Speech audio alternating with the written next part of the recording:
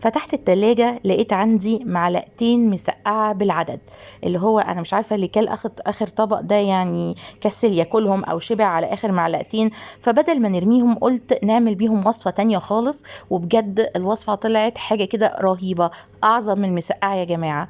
تعالوا شوفوا هنعمل ايه مع بعض.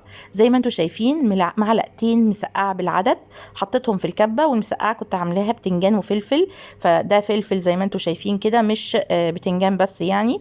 ولو بقى معاكي صوص حطيه برضو هيبقى تحفة جدا في الوصفة بتاعتنا.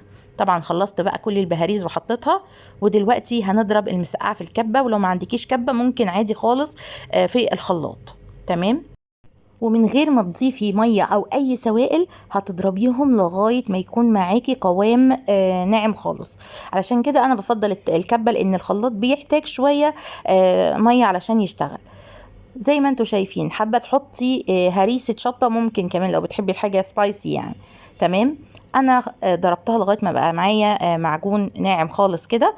هجيب بقى حله على النار احط فيها معلقه كبيره من الزيت مع مكعب زبده، واستنى لما يسيحوا ويسخنوا كده، واروح حاطه قرنين من الفلفل الشطه مقفولين. انا عشان عندي المسقعه كانت سبايسي فمش عايزه ازود المواضيع، لكن لو انتي المسقعه عندك بارده ممكن تقطعي كمان الفلفل الشطه، هتبقى موحوحه كده وحلوه. اول ما الفلفل بتاعي يتشمع زي ما انتم شايفين كده، هبتدي انزل بالمكرونه. دول 400 جرام مكرونه، هقلبهم كويس قوي لغايه ما المكرونه بتاعتي تاخد اللون اللي انتم شايفينه ده، اللي هو زي حبه وحبه كده، واسيبها تشكشك حاجه بسيطه وانا واقفه جنبها على النار من غير ما اسيبها علشان ما تتحرقش. اول ما احس خلاص ان هي زي ما انتم شايفين كده، احط بقى ايه معجون المسقعه او هريسه المسقعه اللي احنا حطيناها، وقلبي على الناشف من غير ما حطيت اي سوائل لغايه ما احس ان المكرونه كلها خدت ودت معاها. اروح بقى جايبه الكبه اللي انا كنت عامله فيها واحط شويه ميه، واخد البهاريز الباقيه بتاعه المسقعه المضروبه واضيفها على المكرونه. ممكن تظبطي الملح بمكعب مرقه دجاج او مكعب مرقه لحمه او حتى شويه ملح، وتسيبيها تستوي نص سوا بس، لان في تكايه تانية هنعملها بس لازم تكوني سويتيها نص سوا، يعني لسه فيها سائل زي ما انتم شايفين كده.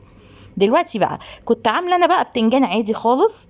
انتي ممكن كمان لو عندك مسقعه شيلي شويه على جنب سلام، يعني ما تضربيهمش مع الصوص وتحطيهم في الاخر كده زي ما انتوا شايفين مع المكرونه، وتقفلي عليها الغطا وتسيبيها هي تستوي في السوائل بتاعتها من غير ما تحطيها على النار، يعني ما ترجعيهاش تاني على النار. هي هتستوي في بخار بتاع السخونه، وهتبقى تحفه علشان تبقى مفلفله معاكي مش معجنه، والبتنجان برضو يفضل محتفظ بشكله وتماسكه.